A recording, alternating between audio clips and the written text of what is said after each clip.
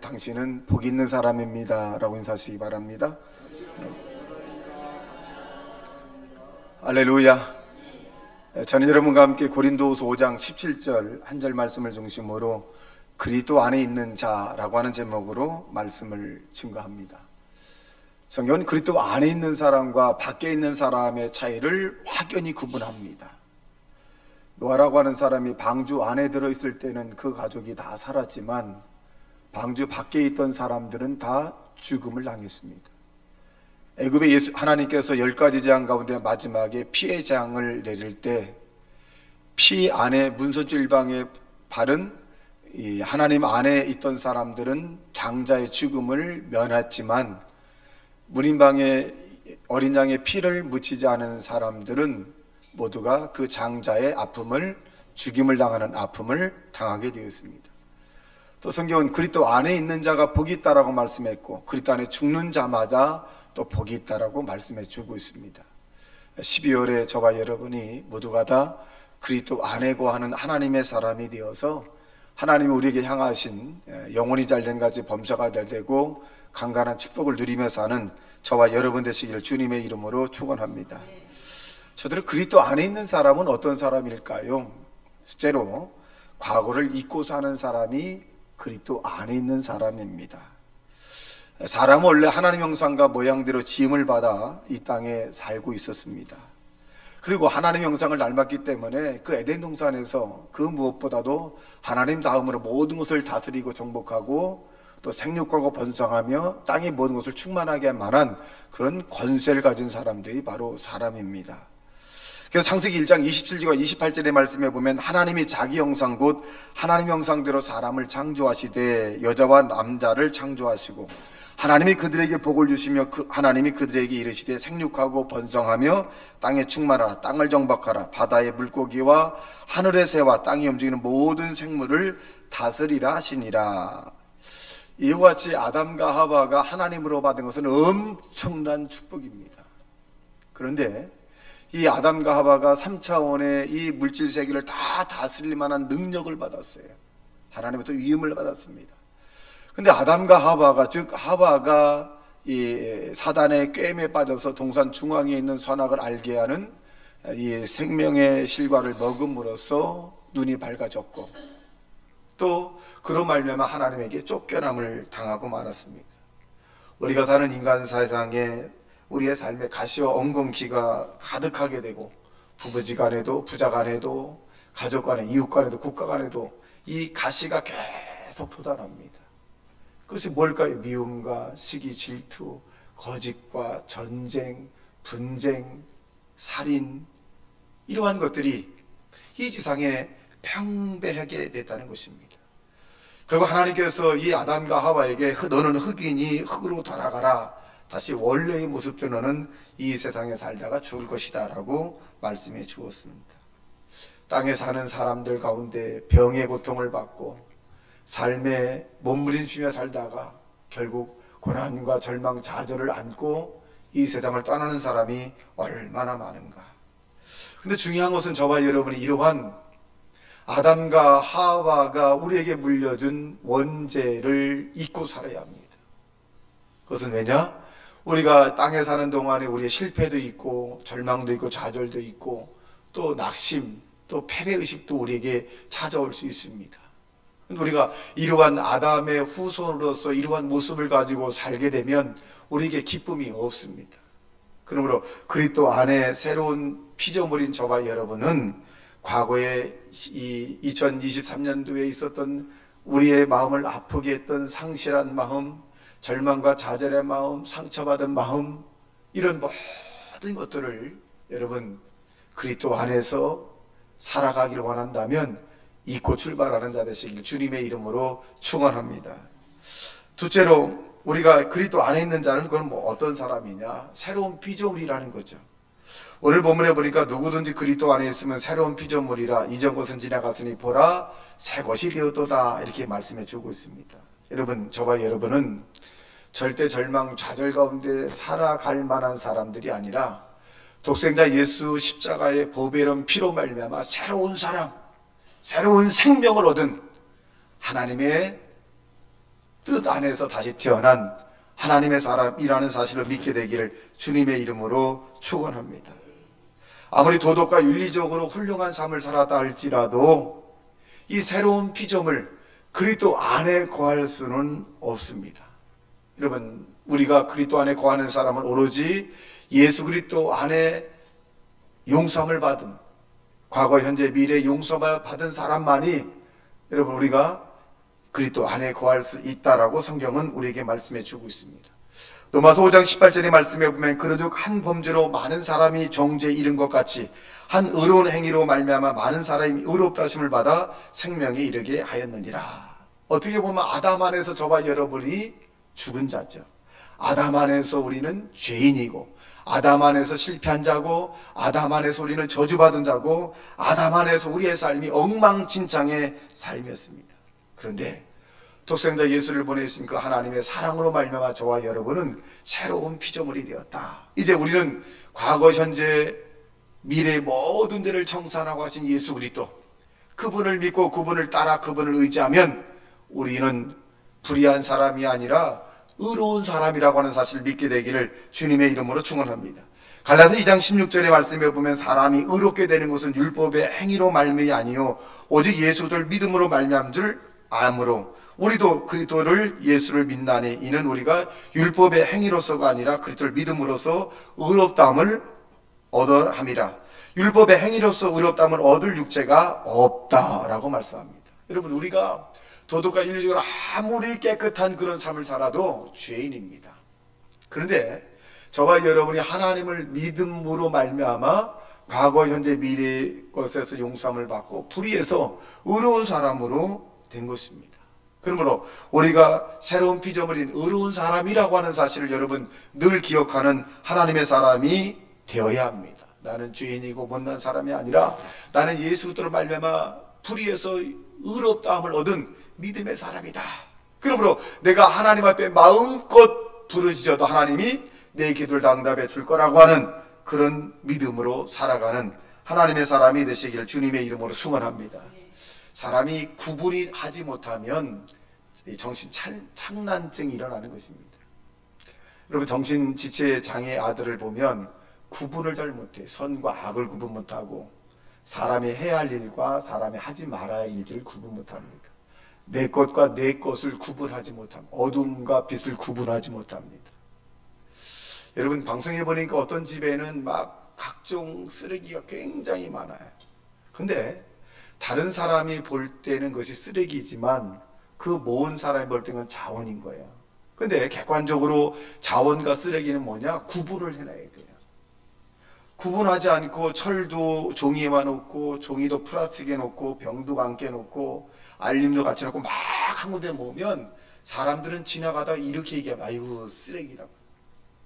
그런데 철은 철대로, 알림은 알림대로, 병은 병대로, 종이는 종이대로, 비닐은 비닐대로 이렇게 잘 구분을 해놓으면 이것은 자원이 되는 것입니다.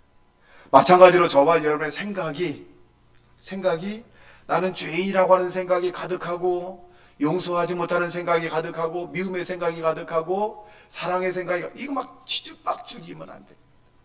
하나님 우리에게 원하는 생각이 무엇인가를 잘 정돈하면 여러분은 하나님의 쓸모있는 사람, 하나님께 쓰임받는 사람이 될 수 있다는 사실을 믿게 되길 주님의 이름으로 축원합니다. 그리고 우리가 예수 안에서 새로운 피조물이라 이거예요. 나는 하나님으로부터 긍휼함을 입은 불의한 자였지만 그 예수님의 능력으로 나는 의로운 사람이 되었다.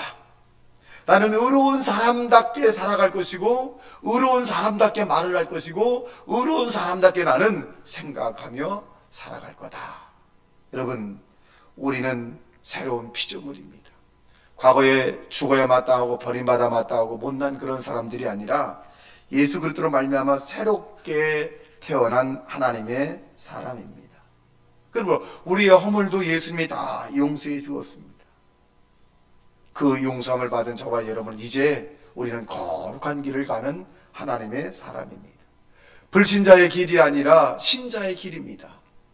망할 길이 아니라 우리는 생명의 길을 가는 것입니다. 저주의 길을 가는 것이 아니라 우리는 축복의 길을 가는 사람들. 네, 거룩한 길입니다. 여러분, 우리 주변에 우리에게 망할 길을 가는 사람도 있고, 또 절망과 좌절의 길을 가는 사람도 있고, 하나님 앞에 징계를 받는 길을 가는 사람도 있습니다. 그들을 바라보지 말고 믿음의 좋은 종기 하신 예수 그들을 바라보는 하나님의 사람이 되시기를 주님의 이름으로 축원합니다. 우리는 거룩한 사람입니다. 자기 스스로 생각할 때 나는 거룩하지 못하다라고 생각하지 마십시오. 여러분은 이미 예수님의 십자가 보배로운 피로 거룩한 사람이 되었어요. 그러므로 여러분 자신을 사랑하고 여러분 자신을 존중하고 여러분 자신을 인정하는 하나님의 사람이 되시기를 예수님 이름으로 축원합니다. 우리의 허물은 다 용서받았습니다. 더 나아가 우리는 심신의 치료를 받은 사람이 되었습니다. 아담과 하바가 하나님 앞에 그 말씀을 거역함으로 말미암아 영이 병들고 마음이 병들고 몸이 병들었어요. 또 나는 가정도 병들고 국가도 병들고 이웃도 다 병들었습니다. 근데 이것을 누가 치료할 수 있겠나요? 오로지 예수 그리스도. 여러분, 예수 그리스도만이 온 세계의 전쟁을 평화로 이룰 수 있고 미움을 사랑으로 이끌 수 있는 것이 바로 예수 그리스도라고 하는 분입니다. 우리의 마음의 상처도 아픔도 고통도 좌절도 예수 그리스도 안에서 얼마든지 회복될 수 있다는 사실로 믿게 되기를 주님의 이름으로 축원합니다. 그러므로 이웃의 병도 치료받을 수 있고 내 병도 치료받을 수 있고 영도 치료받을 수 있고 육체의 병도 치료받을 수 있다라고 하는 부분으로 우리는 새로운 사람이라는 사실을 믿게 되길 주님의 이름으로 축원합니다. 이사야 53장 5절의 말씀에 보면 그가 찔림은 우리의 허물 때문이요 그가 상함은 우리의 죄악 때문이라. 그가 징계를 받음으로 우리가 평화를 누리고 그가 채찍에 맞음으로 우리가 나음을 얻었도다. 예수님이 우리의 죄악 때문에 그렇게 고통당하신 거, 그가 왜 찔림을 받았었냐? 우리의 허물 때문이에요. 여러분, 나의 허물만 있는 것이 아니라 상대의 허물도 있는 것입니다. 저는 가끔 가다가 다른 사람의 허물이 보일 때가 있었어요. 그럴 때 저는 이렇게 생각합니다. 내가 지금 하나님 안에 성령 충만하지 않구나. 내가 왜 다른 사람의 허물이 자꾸 보일까? 허물이 보인다는 것은 무엇일까? 내가 그리스도 밖에 있다는 거거든. 허물이 보였다는 것은 기도해 주라고 하는 것이지. 내가 보였구나. 그래서 그 허물이 보이면 기도하기 시작을 합니다. 여러분, 사람이 살아가면서 나의 허물, 다른 사람의 허물, 여러분 다 있습니다. 근데 그 허물을 덮어주는 사람이 그리스도 안에 있는 자고 하나님의 사랑을 받은 자고 그가 축복받을 자고 그가 하나님과 동행하는 자고 그가 기도하는 것마다 응답받을 믿음의 사람이라는 사실을 믿게 되길 주님의 이름으로 축원합니다. 우리가 그것을 이겨나가야 합니다. 우리의 삶에 더 나가서 고난이라고 하는 것이 다가올 수도 있습니다. 근데 이 고난도 우리에게는 어떻게 보면 약이 될 수 있는 것입니다. 여러분, 고난이 없다면 우리가 하나님 앞에 더 가까이 나아갈 수 없습니다. 때로 어떤 사람이 육체적인 고난이 있고 영적인 고난이 있고 또 물질적인 고난이 우리에게 다가올 수도 있습니다. 그렇다 할지라도 저와 여러분이 그 고난을 넉넉히 이겨나가는 믿음의 사람이 되어야 합니다. 고난당하는 자가 저는 기도할 것이요 즐거워하는 자가 저는 찬송할 것이니라 라고 말씀해 주고 있습니다. 여러분, 고난이 없다면 어떻게 보면 사생아라고 얘기합니다. 여러분, 자기의 자녀들이 잘 되길 위해서 채찍도 하고 또 권면도 하고 때로는 책망의 말도 합니다. 왜? 잘 되게 하기 위해서. 때로는 우리가 하나님을 믿음에 있어서 내 마음대로 내 뜻대로 되지 않는 일이 있을 수 있어요. 그럴 때일수록 하나님이 내 기도와 내 마음을 몰라주신다고 그리스도 밖으로 뛰쳐나가는 것이 아니라 그리스도 안에 들어와서 하나님 어떤 것인가 나에게 하나님 응답해 달라고, 나에게 깨닫게 해달라고, 여러분 그러한 삶을 살아가는 하나님의 사람이 되시기를 주님의 이름으로 축원합니다. 어떤 일이 있다도 우리는 예수님께 가까이 합니다. 예수님 당시에 혈류병으로 앓은 한 여인이 있었습니다. 이 여인은 12년 동안 혈류병을 앓았어요. 가진 재산도 다 탕진하고 주변에 있는 사람들도 가까이 하는 사람이 없었습니다.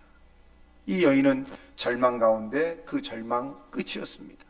그런데 이 여인에게 한 가닥 희망이 뭐냐? 예수님이란 분을 만나기만 하면 이 예수님에게 자기는 치료받을 수다라고 하는 이야기를 듣기 시작을 합니다. 이 여인은 부정한 자였지만은 그는 그 부정한 몸을 이끌고 죽을 각오를 하고 예수님을 만나라고 합니다. 만일 이 부정한 자가 다른 사람의 발각이 되면 율법에는 돌에 맞아 죽임을 당하게 되어 있습니다. 아니, 예수님을 만나기 전에 이미 죽임을 당할 수도 있어요. 그런데 이 여인은 죽을 각오로 예수님을 만나려고 하는 그런 의지를 보였습니다. 예수님을 만나려고 했더니 너무나 많은 사람들이 옹신해서 가까이 갈 수가 없었습니다. 그는 있는 힘을 다해서 예수님의 옷가지를 만졌습니다. 그때 예수님이 이렇게 말합니다. 누가 내 옷에 손을 대었느냐? 예수님이 제가 누가 감히 예수님 옷에 손을 댑니까? 아니다. 내 능력이 내게서 나갔다. 근데 한 여인이 울고 있는 거예요. 이 여인이 만진 것입니다. 이 여인이 예수를 만나고 난 다음에 예수님에게 구원에 대한 축복을 주셨고, 그리고 병의 고침을 받았습니다. 때론 우리도 이 여인처럼 내가 오늘 이 땅에 사는 동안에 마지막 생이 될 수도 있지만 한번 내가 주님에게 기도해야 되겠다. 내가 정말 하나님 앞에 목 놓아 기도해서 내가 응답을 받아야 되겠다. 기도하다 중단되는 일이 있다 할지라도 나는 끝까지 기도해야 되겠다.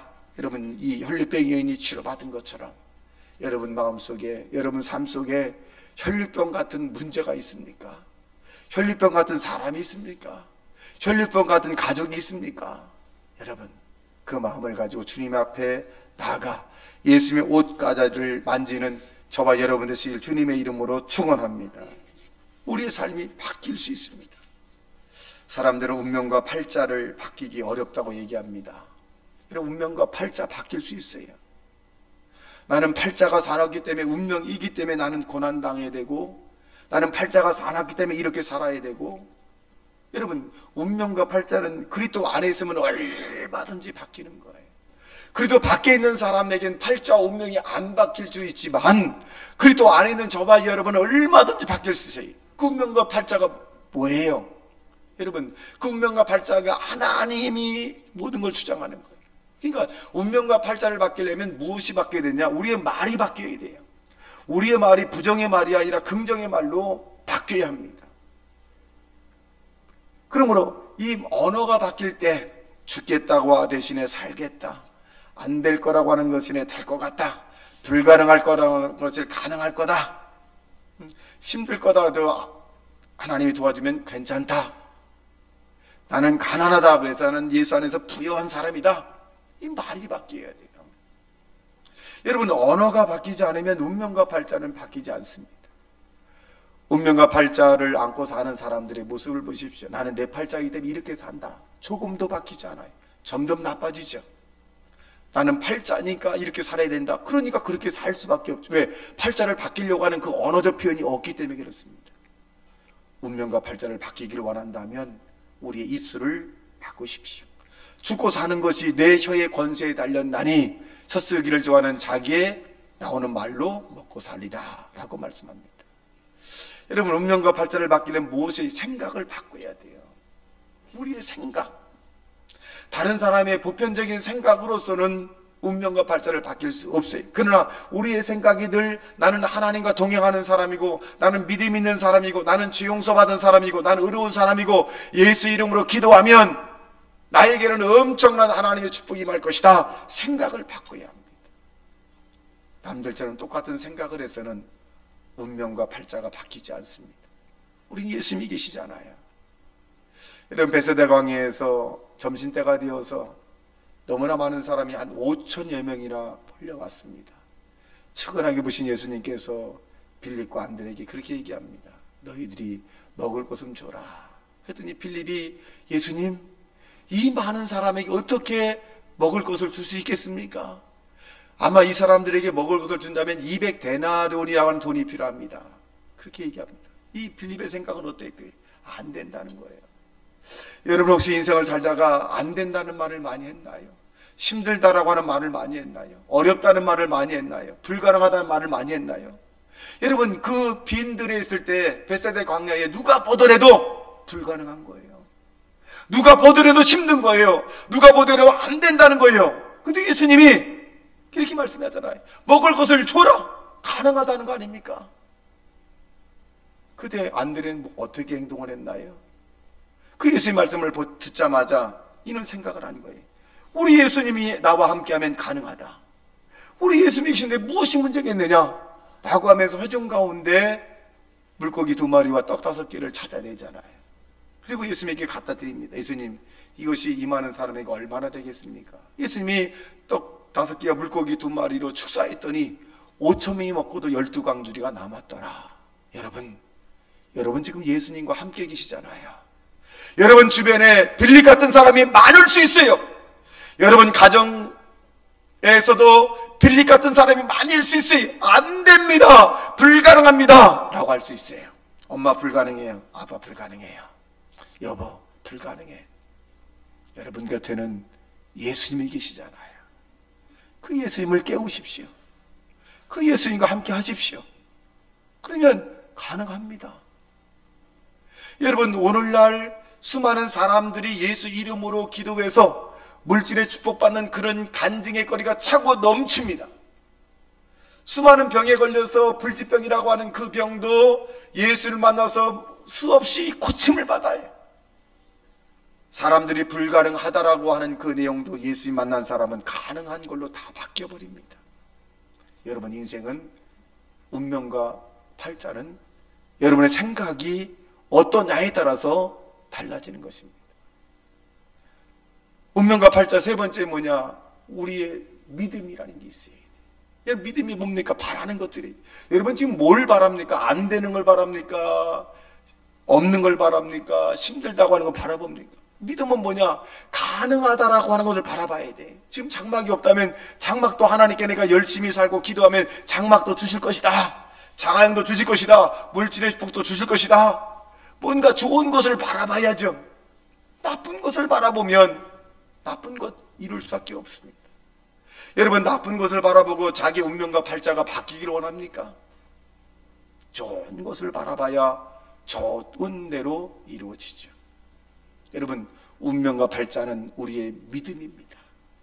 여러분 믿음 안에 좋은 걸 바라보십시오. 여러분 예수님은 얼마든지 그리스도 예수 안에서 아멘이라고 예라고 말씀해주고 있고 여러분이 기도하고 간구하는 모든 것들마다 받은 줄로 믿으라 라고 말씀하고 있습니다. 그럼 우리는 운명과 팔자가 바뀐 사람들입니다.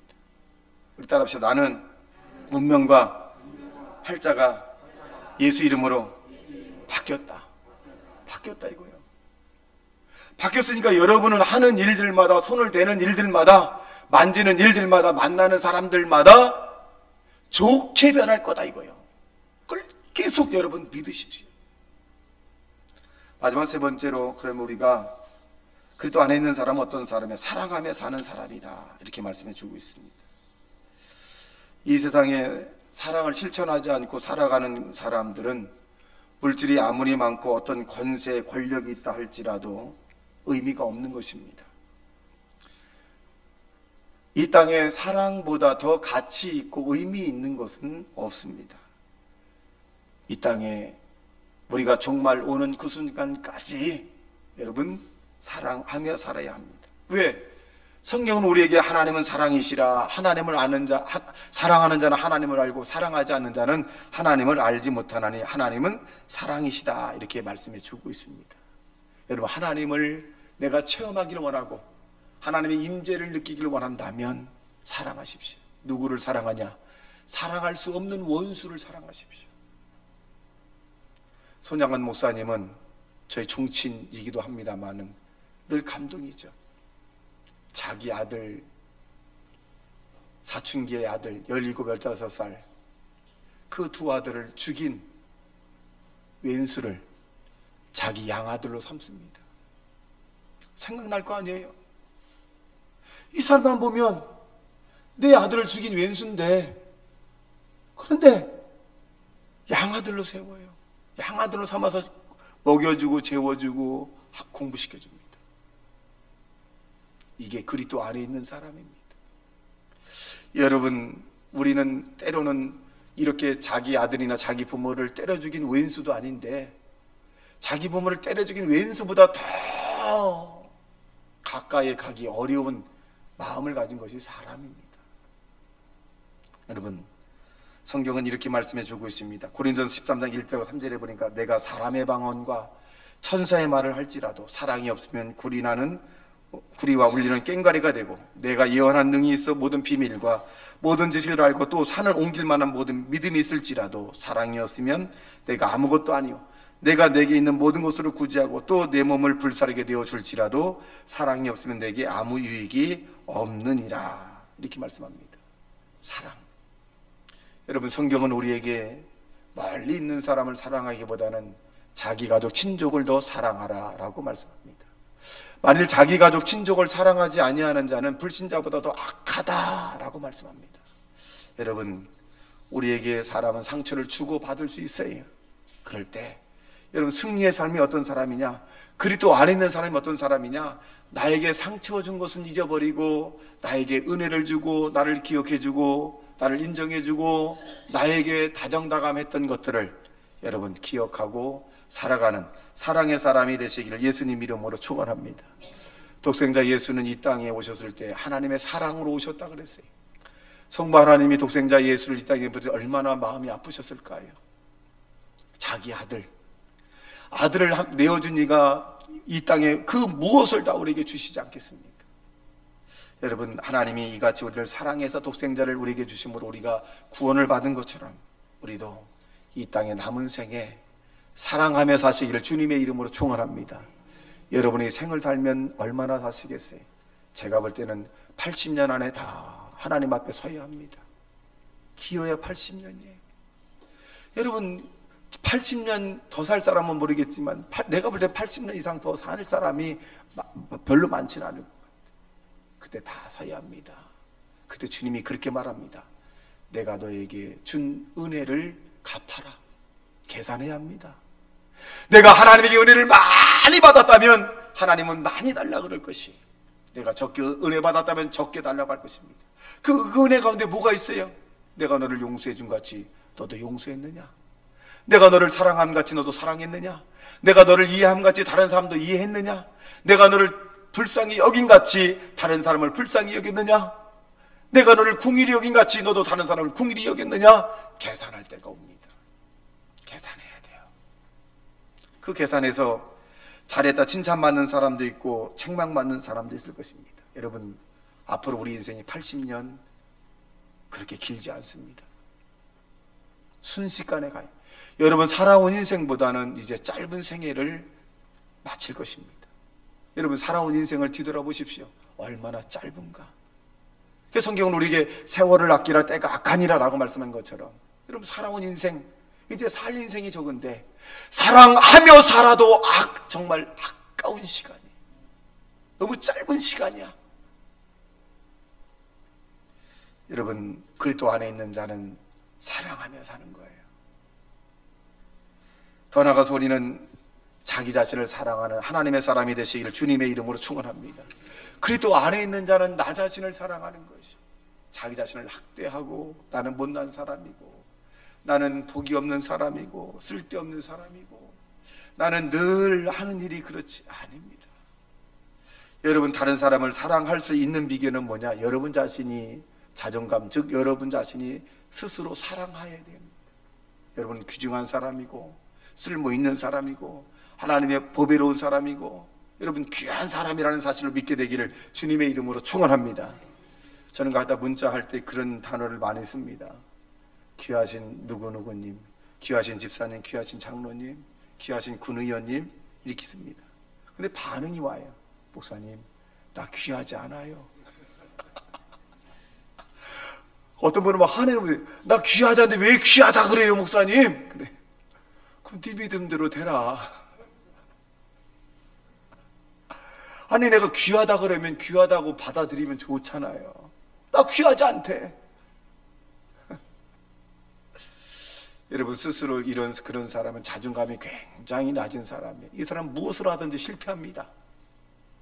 자기 자신을 사랑하지 않고 자기 자신을 존중하지 않고 자기 자신을 사랑하지 않은 사람은 무슨 일을 하든지 실패할 확률이 높아요. 자신을 가져야 합니다. 주님이 나와 함께하고 있고 주님이 나를 지켜줄 것이고 내가 실수했어도 하나님은 합력해서 더 좋은 걸로 만들어줄 것이고 바뀌어줄 것이고 주님이 나와 동행하고 있다. 그런 귀한 사람이라는 사실을 인정하고 사시기를 주님의 이름으로 축원합니다. 여러분, 하나님께서 여러분에게 천사도 흠모할 만한 영혼을 하나님이 여러분을 건져줬잖아요. 여러분, 우리가 하늘나라 가면요, 거룩한 나라의 왕 같은 사람이에요. 왕 같은 사람입니다. 여러분, 이 나라의 대통령이 부럽지 않아요? 하나님 나라 올라가 우리가 왕 같은 사람이라 천사도 와라 가라 하면 다 오게 되는 거예요.